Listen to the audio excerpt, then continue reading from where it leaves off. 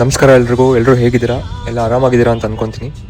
And ಇವತ್ತು ನಮ್ಮ first vlog ನಮ್ಮ ಚಾನಲ್ಗೆ ಅಪ್ಲೋಡ್ ಮಾಡೋಣ ಅಂತ ಡಿಸೈಡ್ ಮಾಡಿ ಅಪ್ಲೋಡ್ ಮಾಡಿರುವಂಥ ವೀಡಿಯೋ ಇದು.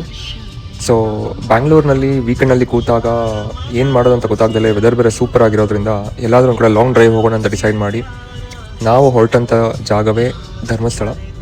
ಸೊ ಧರ್ಮಸ್ಥಳಕ್ಕೆ ನಮ್ಮ ಗಾಡಿಯನ್ನು ತೊಗೊಂಡು ಹೋಗ್ತಾ ಸಕಲೇಶ್ಪುರದ ಹತ್ತಿರ ಮಂಜು ಕವಿದ ವಾತಾವರಣ, ಮೋಡ ಕವಿದ ವಾತಾವರಣ ಮತ್ತು ಮಳೆ ಹನಿ ಸ್ಟಾರ್ಟ್ ಆದಾಗ ನಮಗೆ ಟಕ್ ಅಂತ ಹೊಡೆದಿದ್ದಂಥ ಸಾಂಗೇ ಮುಂಗಾರು ಮಳೆ ಟೈಟಲ್ ಸಾಂಗ್ನ ಹಾಕ್ಕೊಂಡು ಆ ಮಳೆ ಹನಿನಲ್ಲಿ ಕಾರ್ ಡ್ರೈವ್ ಮಾಡೋದೇ ಒಂದು ಮಜಾ ಅಲ್ವಾ ಗುರು.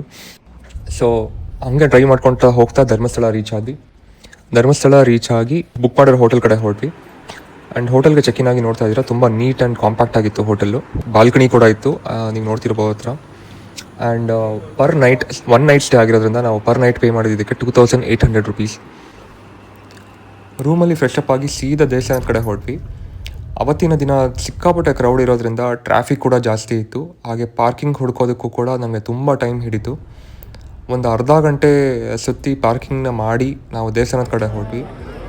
ಜನರಲ್ ಕ್ಯೂ ಕಡೆ ನೋಡಿದಾಗ ತುಂಬ ಜನ ಇರೋದ್ರಿಂದ ಒಂದು 3 hours ಆಗುತ್ತೆ ಅಂತ ಹೇಳಿದರು. ಹಾಗಾಗಿ ನಾವು ಪರ್ ಹೆಡ್ 200 ರೂಪಾಯಿ ಟಿಕೆಟ್ನ ತೊಗೊಂಡು ನಾವು ಒಳಗಡೆ ಹೋದ್ವಿ.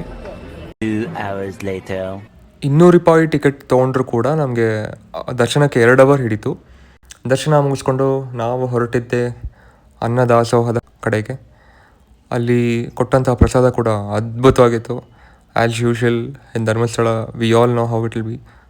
ಊಟ ಮುಗಿಸ್ಕೊಂಡು ನಾವು ಸೀದಾ ಹೊರಟಿದ್ದೆ ರೂಮ್ ಕಡೆಗೆ. ನಾಳೆ ಸಂಡೇ ಆಗಿರೋದ್ರಿಂದ ಏನು ಪ್ಲ್ಯಾನ್ ಮಾಡೋದು ಅಂತ ಯೋಚನೆ ಮಾಡಿ ಕುಕ್ಕೆ ಕಡೆ ಹೊರಡೋಣ ಅಂತ ಡಿಸೈಡ್ ಮಾಡಿ ಮಲ್ಕೊಂಡ್ವಿ. ಇದಾಗಿತ್ತು ನಮ್ಮ ಮೊದಲನೇ ದಿನ vlog. Hope you all enjoyed it. Thank you so much. Bye.